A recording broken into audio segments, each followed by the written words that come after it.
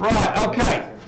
If we are told, the key thing is you've got to read the question. It says, convert these to 8-bit 2's complement. I'm assuming these are denary numbers, but I didn't say, but I'll assume that.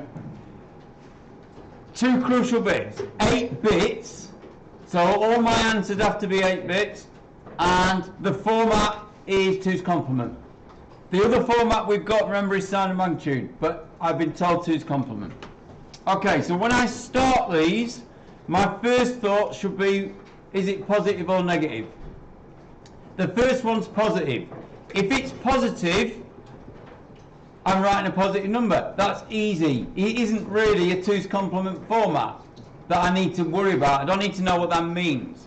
So I'm going to follow my same process.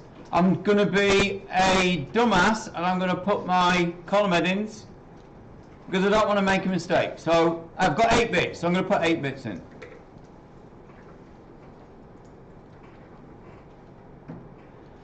It's positive. I always start by putting a sign bit. So I've got to put a 0 in. So remember, this is the only downfall of these signed formats is we reduce the maximum sizes of numbers. We've still got a big range, but we've nicked a bit for the sign bit, so the biggest number we can represent is 127 in 8 bits for 2's complement. All I do is I write down my answer for 47. So obviously no 64s, 132. Now I know, because I'm super intelligent, that 32 and 16 is 48. But I'm one less than that, so I know that the rest of that is going to be that. Whatever nifty little systems you can do to speed up, as long as they're accurate, I don't mind. The key takeaway from that question, it was positive. So don't start doing flip and add because you read 2's complement in the question. That's one of the massive mistakes that people make. Okay, the next one. We look at it and we go, whoa, hang on a minute, hold your horses, it's a minus number. Right, minus. Unless I'm super intelligent, like Mr. Barwell, I can't write these directly. So I'm going to do the positive version. So I'm going to write a positive 12, and I'm going to do 2's complement to get the negative 12. So I'm going to start with, and I'm going to use my column ends that I've already got. I'm going to start with my positive, because I want to write plus 12, and then I'm going to fill in all the bits to give me 12, which is, as we all know, 8 and 4. But because I'm in the middle of working this out, I'm going to indicate to the exam board, yes, I know that's plus 12. It's really, really important, and I can't stress this enough, you must annotate your working.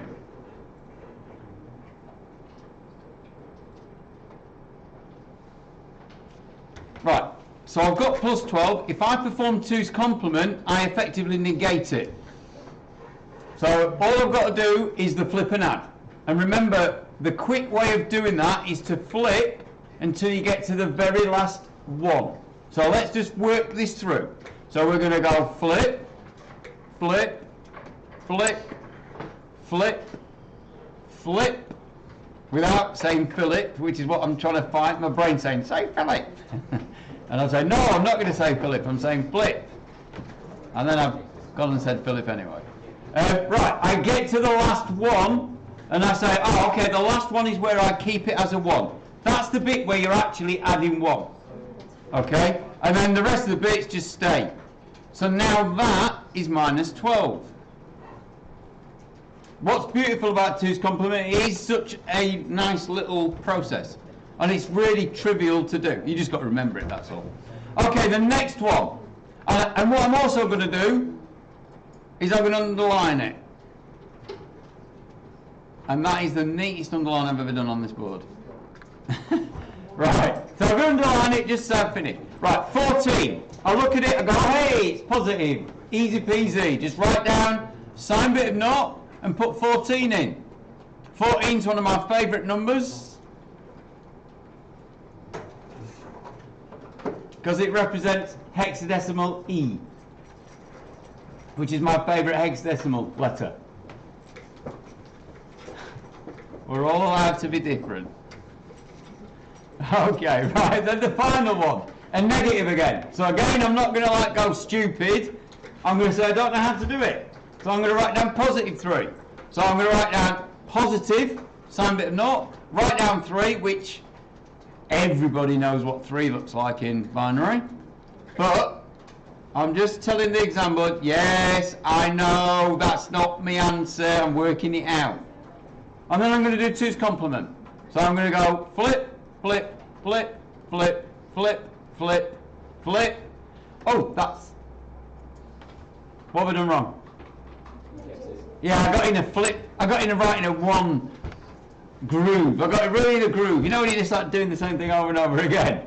Easy to do. So please don't do that where you just go yeah, yeah, yeah, yeah, yeah, and just keep writing once because you've just got into a habit. Just double check. That is why it's so important at the end of an exam to not put your head on the desk, but to check through your answers to make sure you've not done a real bonehead move, because that would be a stupid thing.